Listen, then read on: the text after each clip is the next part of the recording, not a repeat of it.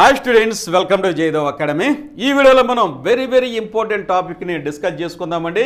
ఎందుకంటే జాబ్ క్యాలెండర్లో 1,15,000 ఉద్యోగాలకైతే నోటిఫికేషన్ ఇవ్వడానికి సిద్ధంగా ఉందండి ఆంధ్రప్రదేశ్ ప్రభుత్వం.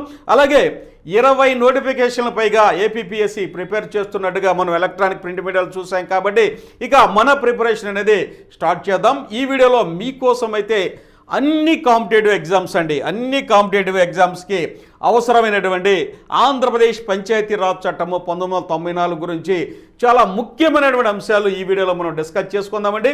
ఎందుకంటే గతంలో జరిగినటువంటి ఏపీపీఎస్సీ కండక్ట్ చేసినటువంటి ఎగ్జాము 11వ తారీఖున, అంటే పోయిన నెల 11వ తారీఖున జరిగినటువంటి ఎండోమెంట్ ఎగ్జామ్ కనుక మీరు చూసినట్లయితే అందులో ఎండోమెంట్ యాక్ట్ గురించి ఇక్కడైతే పంచాయతీరాజ్ చట్టం గురించి అక్కడ ఎండోమెంట్ యాక్ట్ గురించి చాలా ప్రశ్నలు వచ్చినవి. అంతర్గతంగా సంస్థాగతమైనటువంటి ఆ డిపార్ట్మెంట్ వాళ్ళే ఆన్సర్ చేసే విధంగా ఆ ప్రశ్నలు అయితే అక్కడ రూపొందించడం జరిగింది. ఆ పేపర్ కూడా నేను ప్రీవియస్ వీడియోలో మీకోసం ఎగ్జిబిట్ చేశాను. ఇక పేపర్ విధానము ఎలా ఉండబోతుంది అంటానికైతే అది ప్రత్యక్ష ఉదాహరణ ఏపీపీఎస్సీ వారు పోయిన నెలే రీసెంట్గా ఎండోమెంట్ ఎగ్జాము జరపడం జరిగింది.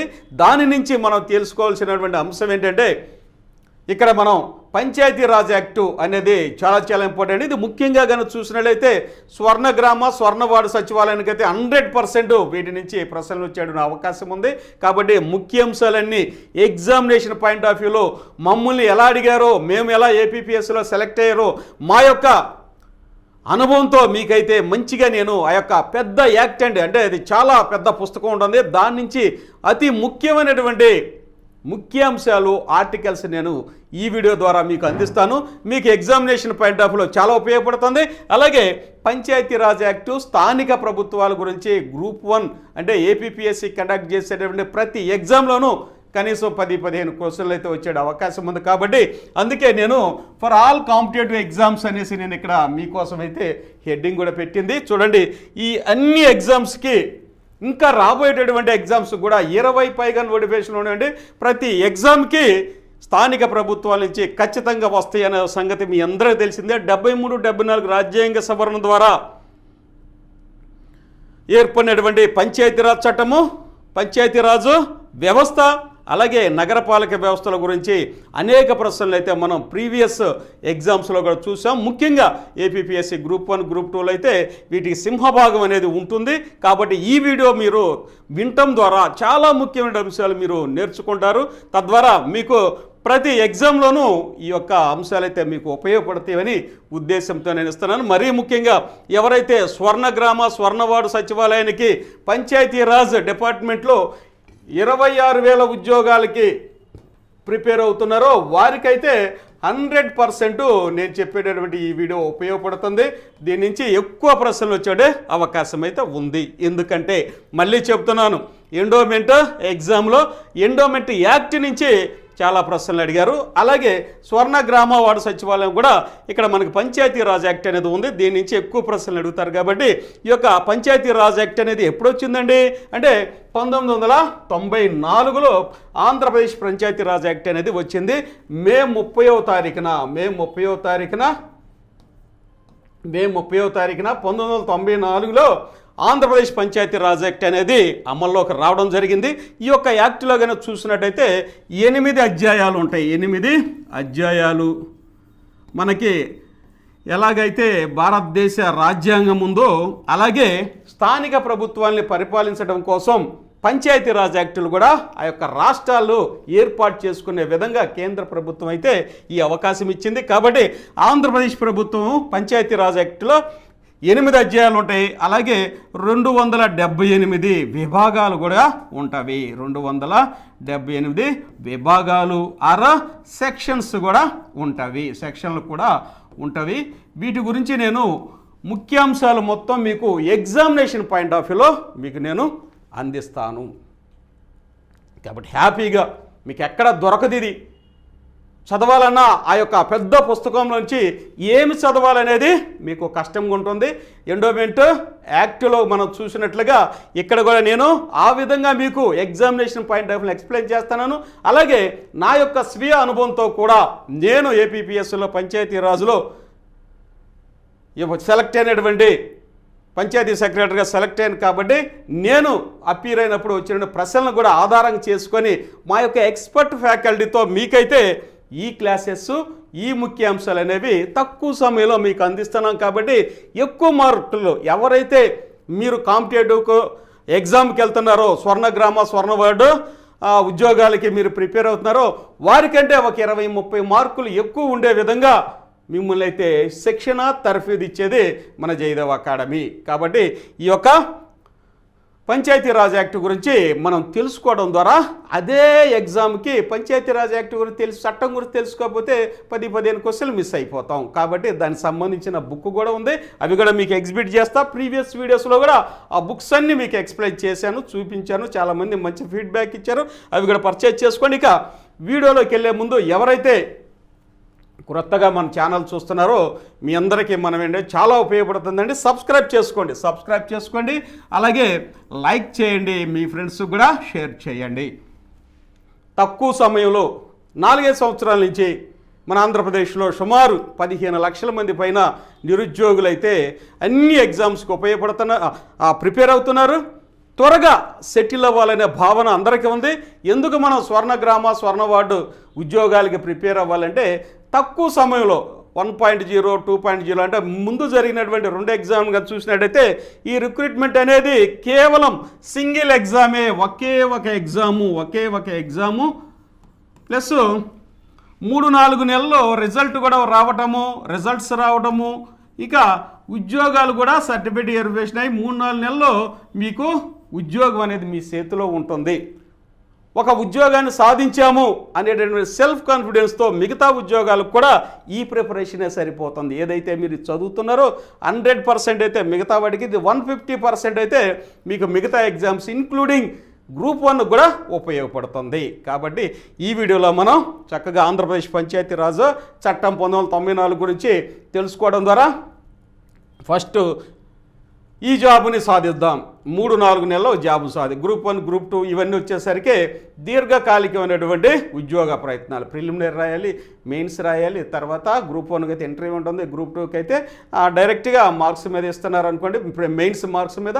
అది కూడా మళ్ళీ కోర్టులకు కనుక వెళ్ళకపోతే 2-3 సంవత్సరాలు అనేది పడుతుందని మీ అందరూ తెలుసు. ఇదైతే ఈజీగా ఒక జాబ్ ఉంటుంది, సీట్లో ఉంటారు, ఆర్థిక పరమైనటువంటి సమస్యలు తీరుతాయి, ఉద్యోగంలో జాయిన్ అవ్వాలి, జీతం వస్తుంది, హ్యాపీగా మీ సొంత కాళ్ళ మీద నిలబడవచ్చు. ఆ సెల్ఫ్ కాన్ఫిడెన్స్ అనేది మీకు ఉంటుంది. మిగతా జాబులు కూడా సాధించడానికి మార్గం సుమం చేస్తుంది అన్నమాట. ఎందుకంటే ఈ యొక్క గ్రామ వార్డు సచివాలయంలో పనిచేసేటువంటి చాలామంది సిబ్బంది గ్రూప్ 1 దాకా, డిప్యూటీ కలెక్టర్ దాకా పోస్టులు మొన్న సాధించడం చూసాం. కాబట్టి ఈ ఫస్ట్ మెట్ అనేది మీకు ఈజీగా వస్తుంది. ఎలా ఈజీగా వస్తుంది అంటే దానికి సంబంధించిన సిలబస్ చదివినప్పుడు మాత్రమే అందరికంటే ఎక్కువ మార్కులు వస్తాయి. కాబట్టి ప్రతి ఎగ్జామ్కి ఒక్కొక్క రీతి, ఒక్కొక్క టెక్నిక్, ఒక్కొక్క సిలబస్ అనేది ఉంటుంది. కాబట్టి అవే కీలకమైనటువంటి మార్కులు మీ ఉద్యోగాన్ని సాధించడానికి. ఎవరైతే స్వర్ణగ్రామ స్వర్ణవార్డు సచివాలయం ప్రిపేర్ అవుతున్నారో వారికి ఖచ్చితంగా పంచాయతీరాజ్ యాక్ట్ గురించి తెలియాలి. కాబట్టి ఇందులో మనం డిస్కస్ చేసుకుందాం. చూడండి, స్థానిక ప్రభుత్వాలు 73, 74వ రాజ్యాంగ సవరణ, ఇది గ్రూప్ 1 సిలబస్లో కూడా ఉంటుంది. అక్కడైతే ఒక 20 మార్క్స్కో 15 మార్క్స్కో ఉంటాయి. ఇది వచ్చేసరికి టోటల్గా పంచాయతీరాజ్ వ్యవస్థ ఏర్పడింది 73వ రాజ్యాంగ సవరణ ద్వారా. ఇది 1993లో పంచాయతీరాజ్ వ్యవస్థ అనేది ఏర్పడింది. ఏప్రిల్ 24న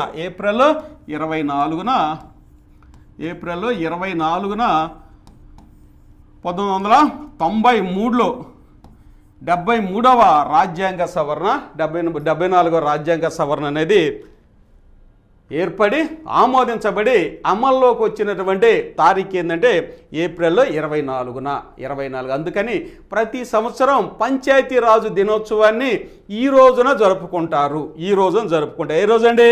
ఏప్రిల్ 24న ప్రతి సంవత్సరము పంచాయతీరాజ్ దినోత్సవాన్ని జరుపుకుంటాం. అలాగే ఈ యొక్క మున్సిపల్ లేకపోతే నగరపాలిక సంస్థలు వచ్చేసరికి 74వ రాజ్యాంగ సవరణ వచ్చేసరికి జూన్ 1 1993లో ఇవి కూడా ఆమోదించబడి అమల్లోకి వచ్చినటువంటి డేటుగా చెప్పొచ్చు. కాబట్టి ఇక్కడ మనం ప్రిపేర్ అయ్యేది ఏంటి, ఈ యొక్క పంచాయతీరాజ్ చట్టం గురించి. పంచాయతీరాజ్ వ్యవస్థ, పంచాయతీరాజ్ దినోత్సవాన్ని ప్రతి సంవత్సరము ఏప్రిల్ 24న జరుపుకుంటాం.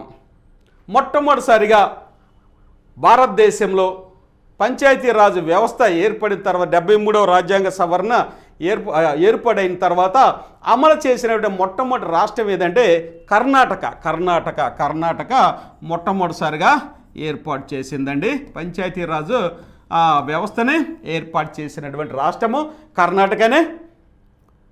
మొట్టమొదటిసారిగా 73వ రాజ్యాంగ సవరణ ద్వారా పంచాయతీరాజ్ వ్యవస్థను ఏర్పాటు చేసి ఎన్నికలు జరిపినటువంటి రాష్ట్రము కూడా కర్ణాటకనే. అలాగే మే 10వ తారీఖున మే 10వ తారీఖు 1993లో కర్ణాటక పంచాయతీరాజ్ యాక్ట్ను కూడా రూపొందించింది. కర్ణాటక పంచాయతీరాజ్ యాక్ట్ ఎప్పుడు వచ్చిందండి?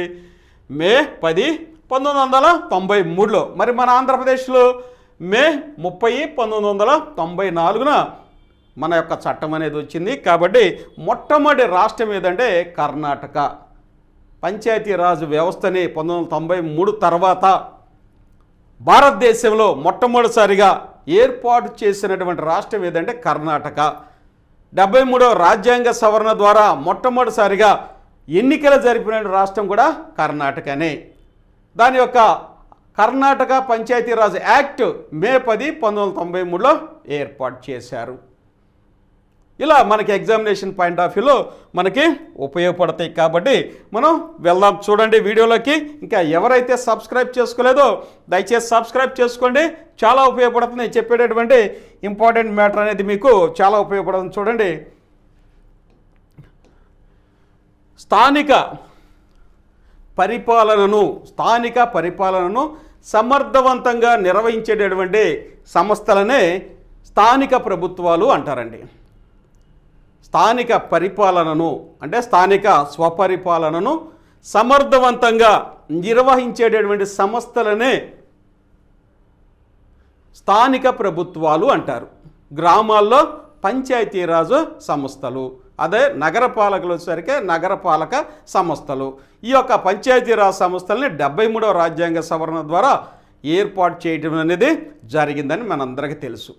అయితే దీని యొక్క నేపథ్యం కనుక చూసినట్లయితే గాంధీజీ గారు కలలుగన్నటువంటి నిజమైన ప్రజాస్వామ్యం ఏంటంటే గ్రామ స్వరాజ్యమే దేశ స్వరాజ్యమని, గ్రామ స్వరాజ్యమే రామరాజ్యమని మన గాంధీజీ గారు కలలుగన్నటువంటి స్వరాజ్యము.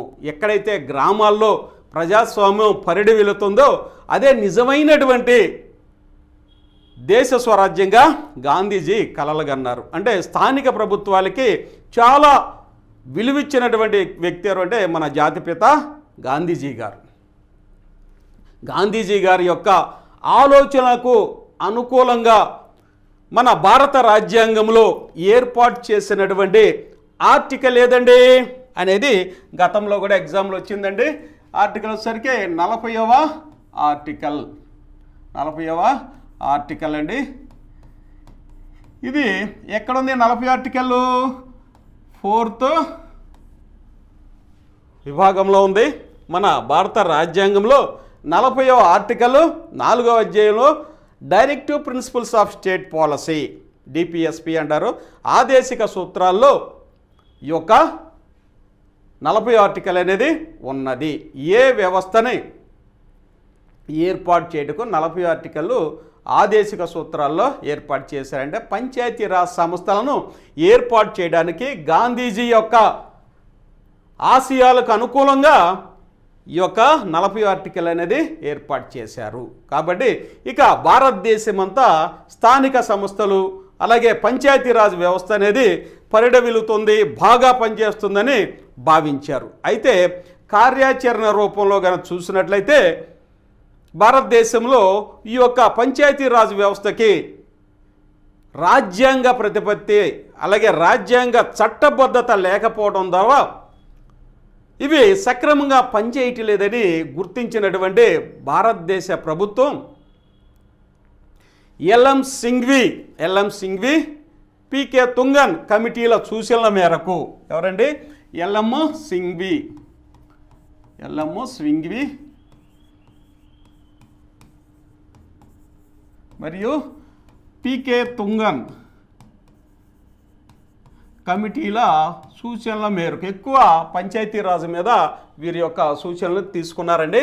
ఎల్ఎం స్వింగి ప్రముఖుడు ఎల్ఎం స్వింగ్వి మరియు పీకే తుంగన్ యొక్క కమిటీల సూచనల మేరకు భారతదేశంలో పంచాయతీరాజ్ సంస్థలకు, నగరపాలిక సంస్థలకు రాజ్యాంగ ప్రతిపత్తి ఉంటేనే సక్రమంగా పనిచేస్తుందని భావించి పార్లమెంటులో వీటిని ఆమోదించడం అనేది జరిగింది. ఆ యొక్క 74వ రాజ్యాంగ సవరణల ద్వారా పార్లమెంట్లో వీటిని ఆమోదించి రాజ్యాంగ ప్రతిపత్తి అనేది ఇవ్వడం అనేది జరిగింది. కాబట్టి నేను ఇంతకుముందే చెప్పాను 73వ రాజ్యాంగ సవరణ వచ్చేసరికి పంచాయతీరాజ్ వ్యవస్థని ఇది ఏప్రిల్ 24,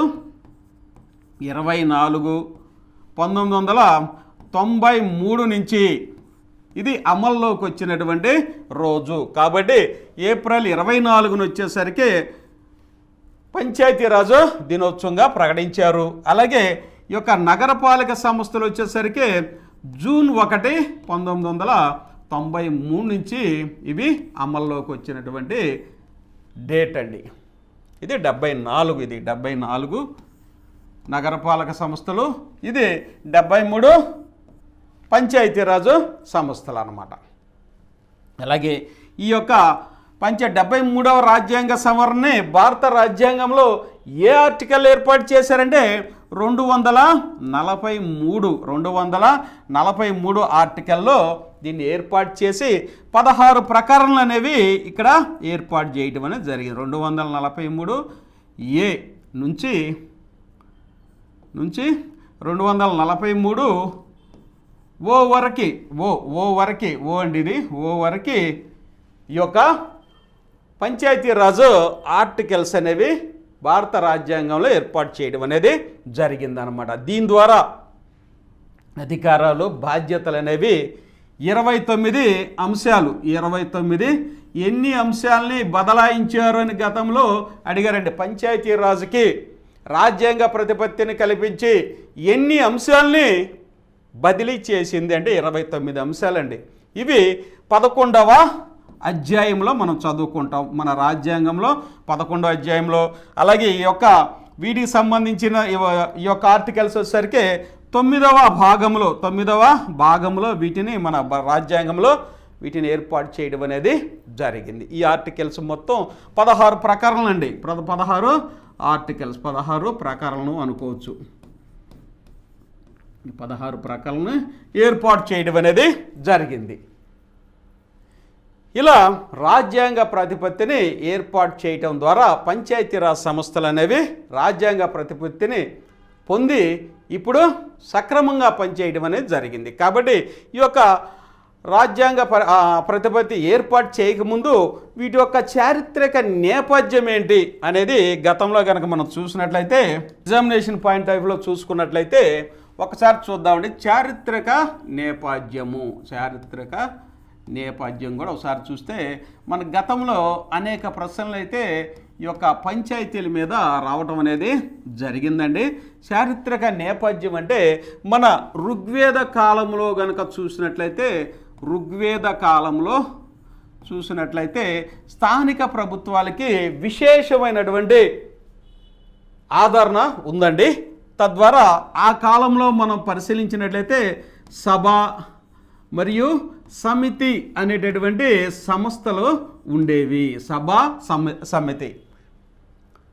మరియు సమితి అనేటువంటి సంస్థలు అనేది ఋగ్వేద కాలంలో కూడా మనం చూడవచ్చు. అలాగే కౌటిల్యుడి యొక్క అర్థశాస్త్రాన్ని కనుక మనం చూసినట్టయితే కౌటిల్యుని అర్థశాస్త్రం ప్రకారం కనుక మనం చూసినట్టయితే ఆ కాలంలో కౌటిల్యుని యొక్క గ్రంథమును పరిశీలించినట్టయితే ఇక్కడ 4 డెసిగ్నేషన్స్ అయితే హోదాలు ఉండేయండి. గ్రామిక, గ్రామిక గ్రామ కూట మరియు గ్రామణి, అలాగే దశగ్రామణి అనేటటువంటి 4 హోదాలని మనం ఇక్కడ పరిశీలించవచ్చు. కౌటిల్యుని యొక్క అర్థశాస్త్రము కనుక పరిశీలించినట్లయితే గ్రామిక గ్రామకూట ఇవి ఇప్పుడు పంచాయతీ సెక్రటరీలు అనమాట. ఇప్పుడు పంచాయతీ సెక్రటరీలు కూడా డెసిగ్నేషన్ మారిందండి. పంచాయతీ డెవలప్మెంట్ ఆఫీసర్స్ పీడీఓస్ అని డెసిగ్నేషన్ కూడా మార్చారు. పంచాయతీ డెవలప్మెంట్ ఆఫీసర్స్, పంచాయతీ సెక్రటరీలు ఆ కాలంలోనే కౌటిల్యుని యొక్క కాలంలోనే గ్రామిక గ్రామకూట మరియు గ్రామణి దశగ్రామణి అనేటువంటి 4 పదాలను మనం చూడవచ్చు. ఈ యొక్క గ్రామణి అనేటటువంటి హోదా ఏంటంటే ప్రతి గ్రామానికి ఒక పరిపాలనా అధికారి ఉండేవాళ్ళు, వారు గ్రామణి అనేవాళ్ళు. 10 గ్రామాలకి ఒక అధికారి ఉండేవాళ్ళు, పరిపాలన అధికారం ఉండేవారు, వారిని దశగ్రామణి అనేవాళ్ళు. దశ అంటే ఇప్పుడు మన మండల వ్యవస్థ లాంటిది అనమాట. ఇప్పుడు ప్రతి మండలంలో 15-16 గ్రామాలు అయితే ఉంటాయి. అప్పట్లో 10 గ్రామాలకి ఒక అధికారి ఉండేవాడు కాబట్టి అతన్ని దశగ్రామణి అనేవాళ్ళు. గ్రామణి దశగ్రామణి. అలాగే గ్రామిక గ్రామకూట అనేటటువంటి ఈ యొక్క పంచాయతీ సెక్రటరీస్, ఇప్పుడు ఉన్నటువంటి పంచాయతీ సెక్రటరీ పదవులు అప్పట్లో ఉండేవని తెలుస్తుంది. కాబట్టి స్థానిక ప్రభుత్వాలకి విశేషమైన ఆదరణ చారిత్రకంగా చూడవచ్చు. అలాగే ఇక్కడ మెగస్తానిస్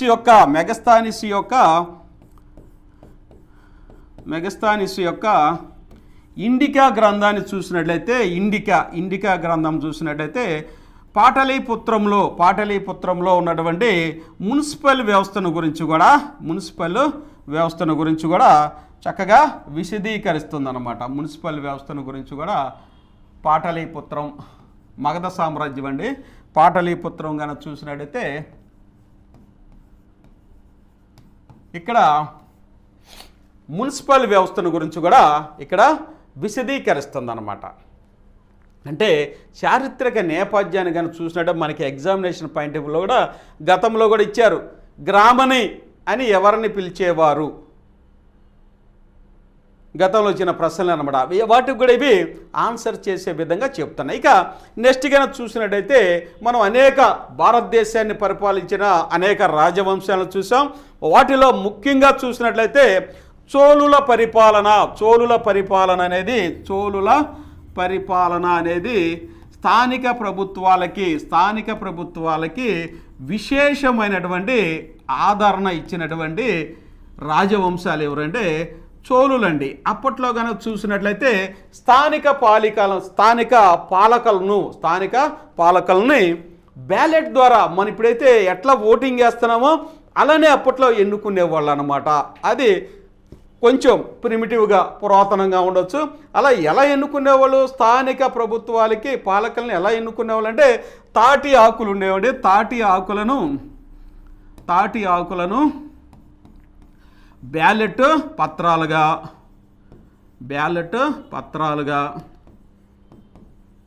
అలాగే మట్టి కుండలను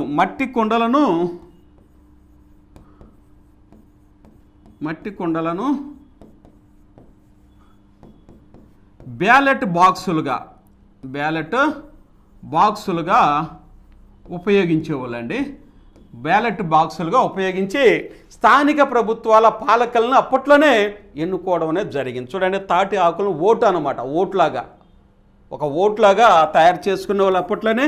ఈ ఓటు మీద మరి తీసుకెళ్ళి ఒక మట్టి కుండల్లో ఈ ఓట్లు వేసేవాళ్ళు అనమాట. ఈ మట్టి కుండల్లో ఈ ఓట్లు వేసేసి చివరికి వాటి లెక్కించి మెజారిటీ ప్రకారము ఎవరు గెలిచారో చెప్పుకునేటటువంటి నైపుణ్యాన్ని స్థానిక సంస్థలకి అంత విశేష ఆధారాన్ని ఇచ్చినటువంటి రాజవంశం ఏంటంటే చోళుల పరిపాలనే. అందుకనే స్థానిక ప్రభుత్వాలకి చాలా పెద్దపీట వేసినటువంటి రాజవంశాలు. అలాగే ఇక్కడ కనుక చూసినట్టు వెరీ వెరీ ఇంపార్టెంట్ చూడండి, ఒక పంచాస్ అంటే స్థానిక సమస్యలు ఉంటాయి కదండి, ప్రాబ్లమ్స్ని వాటిని తీర్చడానికి, వాటిని పరిష్కరించడానికి పంచాయత్ అనేది, ఈ యొక్క చోళుల పరిపాలన పంచాయత్ అనేటువంటి ఐదుగురు సభ్యులతో కూడినటువంటి ఒక మండలి ఉండేదండి. 5 సభ్యులతో కూడినటువంటి మండలి ఉండేది. వీరు ఆ యొక్క స్థానికంగా వచ్చేటువంటి సమస్యలను పరిష్కరించడానికి ఈ పంచాయత్ అనేది 5 కూడిన సభ్యుల మండలి అనేది పరిష్కరించేది. కాబట్టి దీన్ని పంచాయత్ అన్నారు. ఇక ఇది పరిణామక్రమంలో ఈ పంచాయతే పంచాయతీగా మారింది అని ప్రతీతి. పంచాయతీగా మారింది, నామకరణంగా మారిందని చెప్పుకుంటారన్నమాట. చోళుల కాలంలో ఈ యొక్క పంచాయత్ అనేది పంచాయతీగా మారిపోయింది. అట్లా చోళుల కాలంలో స్థానిక ప్రభుత్వాలకి విశేషమైనటువంటి ఆదరణ, అలాగే ఎలక్షన్స్ జరిగేవి, వారికి ఇష్టమైనటువంటి నాయకులను ఎన్నుకునేవాళ్ళు, స్థానికంగా పరిపాలన అనేది సక్రమంగా కొనసాగించి ఈ యొక్క పంచాయత్ 5 సభ్యుల మండలితో స్థానిక సమస్యల్ని పరిష్కరించుకునేవాళ్ళు. కాబట్టి చోళుల పాలన మరి స్థానిక ప్రభుత్వాలకి విశేషమైనటువంటి ఆదరణ ఇచ్చిందా లేదంటే ఇచ్చింది. ఇది కూడా ఎగ్జామినేషన్ పాయింట్ ఆఫ్ వ్యూలో వెరీ వెరీ ఇంపార్టెంట్. ఎందుకంటే మనం స్థానిక సంస్థల గురించి చదువుకుంటున్నాం కాబట్టి ఇది చాలా ఇంపార్టెంట్. ఇక నెక్స్ట్ కనుక చూస్తే ఢిల్లీ సుల్తాన్లు కనుక చూసినట్టయితే, ఢిల్లీ సుల్తాన్లో వచ్చినట్టయితే వారు కూడా గ్రామ స్థాయిలో అంటే స్థానిక ప్రభుత్వాల్ని ఏర్పాటు చేశారు. అలాగే ఈ యొక్క స్థానిక ప్రభుత్వాల ద్వారా ఢిల్లీ సుల్తాన్ల కాలంలో గ్రామాల్లో గ్రామ పంచాయతీలకు ఆదరణ ఉండేదండి. భూమిని చక్కగా కొలిసి శిస్తు వసూలు చేయడానికి ఈ యొక్క పంచాయతీలు అనేవి బాగా ఉపయోగపడేవి. షేర్షా కాలంలో వీటిని విశేషంగా ఉపయోగించుకునేటువంటి సందర్భాలు కూడా మనం చూడవచ్చు. అలాగే ఢిల్లీ సుల్తాన్ల పాలనలో ఇలా విశేషంగా వచ్చింది. ఇక నెక్స్ట్ వచ్చినట్టయితే మొఘలుల పాలన కనుక మనం చూసినట్టయితే ఎక్కువగా మొఘలు వచ్చేసరికి పట్టణ పరిపాలన విశిష్టమైందన్నమాట. ప్రతి పట్టణానికి ఒక కోత్వాల్ ఉంటాడు. ఈ కోత్వాల్కి సహాయం చేస్తూ మున్సూబ్ ఉంటాడు. వీరు పట్టణ పరిపాలన సక్రమంగా సమర్థవంతంగా ఈ అధికారుల యొక్క సహకారంతో మొఘలుల కాలంలో చక్కగా స్థానిక ప్రభుత్వాల్ని నిర్వహించేవాళ్ళండి. కాబట్టి ఇది చారిత్రక నేపథ్యం. మనకి ఎగ్జామ్స్లో కూడా గతంలో చాలాసార్లు అడిగారు. నేను పంచాయతీరాజ్ యాక్ట్కి వెళ్ళబోయే ముందు 4 ముక్కలు ఇది చెప్పుకుందాం, తద్వారా ఇది ఎగ్జామ్కి కూడా ఉపయోగపడుతుంది అనమాట. ఇక ఇది చారిత్రక నేపథ్యం, మన భారతదేశంలో జరిగినటువంటి స్థానిక ప్రభుత్వాలకి ఇచ్చినటువంటి విశేషమైనటువంటి ఆదరణ గురించి కొన్ని ఉదాహరణ రీతుల్లో చెప్పుకున్నాం. ఆ తర్వాత వచ్చినటువంటి బ్రిటిష్ పరిపాలన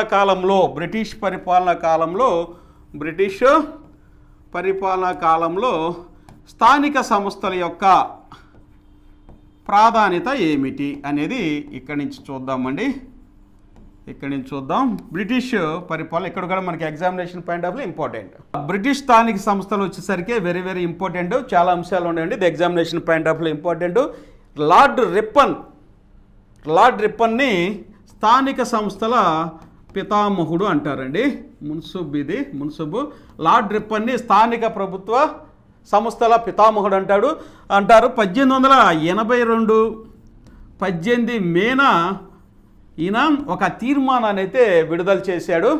దాన్నే ఆర్థికపరమైన పాలనాపరమైన తీర్మానం, దాన్నే మ్యాగ్నా కార్టా అంటారు అనమాట. అంటే స్థానిక సంస్థలకు పూర్తి అధికారాలు ఇవ్వడం అనేది జరిగింది. 1813 చార్టర్ ప్రకారము నేను నెక్స్ట్ కూడా ఎక్స్ప్లెయిన్ చేస్తాను. ఆ చార్టర్లో వచ్చేసరికి స్థానిక ప్రభుత్వాలకి పన్నులు విధించి వసూలు చేసుకునే అధికారం ఇచ్చారు. పన్నులు కట్టని వాళ్ళని కూడా శిక్షించే అవకాశం కూడా ఇవన్నీ ఇవ్వడం జరిగింది. కాబట్టి ఈ యొక్క బ్రిటిష్ స్థానిక సంస్థలకు సంబంధించింది ఎగ్జామినేషన్ పాయింట్ ఆఫ్ చాలా మంది సెకండ్ వీడియోలో చూద్దురుకొని ఇక ఈ వీడియోని కంక్లూడ్ చేస్తున్నాను.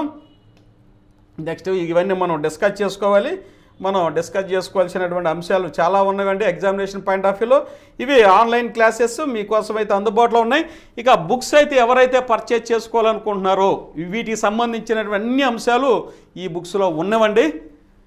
మీకు ఎగ్జామినేషన్ పాయింట్ ఆఫ్లో పంచాయతీరాజ్ యాక్ట్ ఇంకెలా మనం చారిత్ర నేపథ్యం బ్రిటిష్ వారి యొక్క పరిపాలన స్థానిక ప్రభుత్వాల గురించి చెప్పాను, వాటికి సంబంధించిన పంచాయతీరాజ్ యాక్టు, అలాగే కేంద్ర ప్రభుత్వ రాష్ట్ర ప్రభుత్వ పథకాలు పాలసీలు సర్వేలు మొత్తం ఈ యొక్క బుక్స్లో అయితే మీకు అందించాను. ఇవి ఎగ్జామినేషన్ పాయింట్ ఆఫ్ వ్యూలో ఒక స్వర్ణ గ్రామ వార్డు సచివాలయం కాదండి, ఏబిపిఎస్ రిలీజ్ చేసే ప్రతి ఎగ్జామ్స్కి ఈ కాంబో ప్యాక్ అనేది మీకు చాలా ఉపయోగపడుతుంది. ఎవరైతే ఆర్డర్ కావాలో త్వరగా వీటిని ఆర్డర్ చేసుకోండి. ఎలా చేయాలంటే ఇదిగోండి ఇక్కడ ఈ 3 బుక్స్ని కాంబో ప్యాక్ అంటామండి. ఈ యొక్క కాంబో ప్యాక్ మీకు కావాలనుకుంటే ఇక్కడ 999 పే చేయండి. 999 ఉందండి. ఈ 999 అమౌంట్ ఈ నెంబర్కి ఫోన్పే చేయండి. ఆ యొక్క ఫోన్పే చేసినటువంటి స్క్రీన్ షాట్ని ఇదే వాట్సాప్కి పంపండి. మీ full address with pin code compulsory, cell phone number కూడా అందులో ప్రజెంట్ చేయండి. మీకు ఫాస్ట్గా వచ్చేసింది. ఇక ఆన్లైన్ క్లాసెస్ ఇదిగోండి books digital assistant, engineering assistants కూడా ఉన్నాయండి. అవి కేటగిరీ 1కి సంబంధించినవి ఎనీ డిగ్రీకి కాబట్టి వీటితో పాటుగా ఇవి కూడా మీరు కేటగిరీ 2కి సంబంధించింది ఏ బుక్ ఇవి తీసుకోండి. ఎనీ డిగ్రీ కింద category 1 Panchayat secretary, ward admin, అలాగే విఆర్ఓ మరియు వెల్ఫేర్ అసిస్టెంట్, మహిళా పోలీసులకి ఇవి ఉపయోగపడతాయి. అలాగే మీరు బీటెక్ సివిల్ కానీ, బీటెక్ కంప్యూటర్స్ కానీ, బీటెక్ మెకానికల్ చేస్తుంటే ఇక కేటగిరీ 2లో కూడా ఈ బుక్స్ మీకు అవసరం అవుతాయి. 999 ఈ బుక్ తీసుకోండి 1300, అలాగే 999 ఈ బుక్ 1300 పే చేసి కింద మీరు డిఏకి కంప్యూటర్ బుక్ అనో లేకపోతే డిజిటల్ అసిస్టెంట్ అనో సర్వేరో లేదా ఇంజనీరింగ్ అసిస్టెంట్ మీద ఆ బుక్ 4 బుక్స్ అనేది మీకు ఇలా పంపడం అనేది జరుగుతుంది. ఇలా మీరు ఫోన్పేకి అమౌంట్ పంపించుకోండి. అలాగే మీ అడ్రస్ ఫుల్ అడ్రస్ ఇవ్వండి. ఇక వాట్సాప్కి మీ డీటెయిల్స్ అన్నీ ఇవ్వండి. ఇవి మన విజయవాడలో మన బుక్ స్టాల్ అండి. అలాగే మీరు ఇక్కడ యాప్లో జాయిన్ అయ్యే విధానం మీకు ఆల్రెడీ చెప్పున్నాను ప్రీవియస్ వీడియోస్లో. ఇది కూడా ఒకసారి చూడండి. ఇంకా మీ డీటెయిల్డ్ కావాలంటే వీడియో కన్క్లూడ్ 30 మినిట్స్ అవుతుందని నేను కంప్లీట్ చేస్తున్నాను. ఇవన్నీ ఇలా ఈ వేస్లో వస్తాయి. ఇక్కడ వస్తే యూజ్ అనదర్ మెథడ్ని ఉపయోగించండి. ఇక్కడ మీ ఫోన్ నెంబర్ ఇవ్వండి. నా ఫోన్ నెంబర్ ఇస్తున్నాను 647, అలాగే ఓటీపీ వస్తుంది. ఈ ఓటీపీ ఎంటర్ చేస్తే మీరు మన యాప్లోకి వెళ్తారు. ప్లే స్టోర్లోకి వెళ్ళి జయదేవ్ అకాడమీ యాప్లోకి వెళ్ళండి. ఇదిగోండి స్టోర్లోకి వెళ్ళి క్లిక్ చేస్తే వ్యూ ఆల్ కోర్సెస్ అని వస్తే ఇక్కడ చూడండి. ఇదిగోండి కేటగిరీ 1 పర్చేజ్ చేశారు. కేటగిరీ 1 వచ్చేసరికి జిఎస్టీ కలిపి 10 వచ్చిందండి. ఇదిగోండి ఇక్కడ కేటగిరీ 1 దీనికి బై నౌ అని చేస్తే ఆటోమేటిక్గా పేమెంట్ గేట్వేలోకి వెళ్తారు. ఫోన్పే ఉందండి. ఫోన్పేలో మీరు మీ డీటెయిల్స్ ఇస్తే ఇవి ఇక్కడ ఈ యొక్క అమౌంట్ని కట్ చేసుకుంటుంది అనమాట, డిడక్షన్ అవుతుంది. ఆ టైంలో మీరు 31 minutes 30 seconds or 1 minute wait చేయండి. యువర్ పేమెంట్ సక్సెస్ఫుల్లీ కంప్లీట్ అయిన దాకా చూడండి. ఆ తర్వాత కంటిన్యూ చేస్తే నెక్స్ట్ ఇలా మీకు ఓపెన్ కంటెంట్ ఆన్స్ ఇవన్నీ ఆన్లైన్ క్లాసెస్ ఎగ్జామినేషన్ ఓరియంటేషన్ చెప్పాను. ఇక ఎవరికైతే ఈ ఆన్లైన్ క్లాసెస్ కావాలో ఇవన్నీ 1 ఇయర్ వ్యాలిడిటీతో మీకు అందుబాటులో ఉన్నాయి. ఇవన్నీ మీకు 1 ఇయర్ వ్యాలిడిటీ అందుబాటులో ఉండే. ముఖ్యంగా చెప్పాలంటే animal husbandry research state wide మన టాప్ ర్యాంక్లో ఉందండి. కాబట్టి హ్యాపీగా తీసుకోండి. 1 ఇయర్ వ్యాలిడిటీ 150 మార్కులకి 4000 బిట్స్ ప్రాక్టీస్ బిట్స్ ఉన్నవి.